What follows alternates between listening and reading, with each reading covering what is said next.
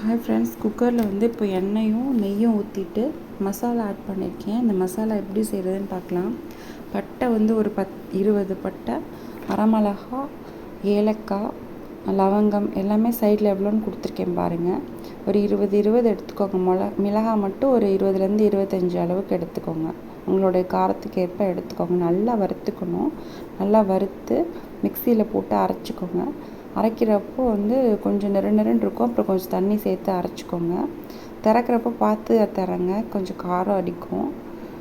திறந்துட்டு அதுக்கப்புறம் திரும்ப குக்கரில் சேர்த்து நல்லா கொதிக்க விட்டுட்டு 400 கிராம் அளவுக்கு நாங்கள் கறி சேர்த்துருக்கேன்.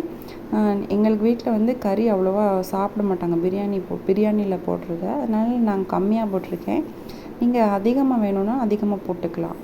சின்ன வெங்காயம் வந்து ஒரு 1/4 படியில் 3/4 அளவுக்கு அப்படியே முழுசாகவே போட்டுக்கலாம். பச்சை மிளகா ஒரு 10, மல்லி புதினா வந்து ஒரு கைப்பிடி அளவு எடுத்திருக்கேன். அதையும் அதில் சேர்த்து நல்லா வதக்கி நல்லா கொதிக்க வந்து நல்லா கிண்டிக்கிட்டே இருங்க. நல்லா இதெல்லாம் சேர்த்து அப்படி நல்லா வற்றி வரும். இப்போ நம்ம தண்ணியே ஊற்றலை, ஆனால் எவ்வளோ தண்ணி இருக்குது பாருங்கள். நம்ம வந்து அதுக்கப்புறம் தயிர் ஒரு 1/4 லிட்ரு சேர்த்துருக்கோம். உப்பு வந்து கறிக்கு மட்டும் தேவையான அளவு போட்டுட்டு தண்ணி வந்து பிரியாணி அரிசிக்கும் சேர்த்து தண்ணி ஊற்றி விசில் ஒரு 3 விசில் விட்டுருங்க. அதுக்கப்புறம் சீரக சம்பா அரிசி எடுத்திருக்கேன். அதை நல்லா கழுவிட்டு இதில் சேர்த்துட்டு அந்த குக்கரில் சேர்த்துக்கோங்க. அது நல்லா கொதித்து வற்றின பின்னாடி இந்த மாதிரி இருக்கும். ஒரு 3 ஸ்பூன் அளவுக்கு நெய் சேர்த்துட்டு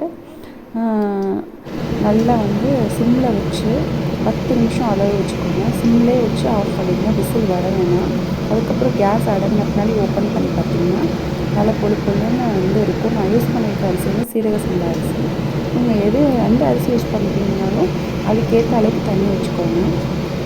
நான் வந்து அன்றைக்கி பிரியாணி பண்ணி கிரேவி பண்ணி சிக்கன் 65 பண்ணியிருந்தேன். அதில் இந்த வீடியோ அட்டாச் பண்ணியிருக்காங்க. இந்த பிரியாணி செஞ்சு பார்த்துட்டு லைக் பண்ணுங்கள், கமெண்ட் பண்ணுங்கள், ஷேர் பண்ணுங்கள். நம்ம சேனலை சப்ஸ்கிரைப் பண்ணிக்கோங்க. தேங்க்ஸ் ஃபார் வாட்சிங். நல்லா கமன்னு வந்து தலப்பாக்கட்டி பிரியாணியே தோற்றுரும், அந்த அளவுக்கு இருக்கும். செஞ்சு பாருங்கள்.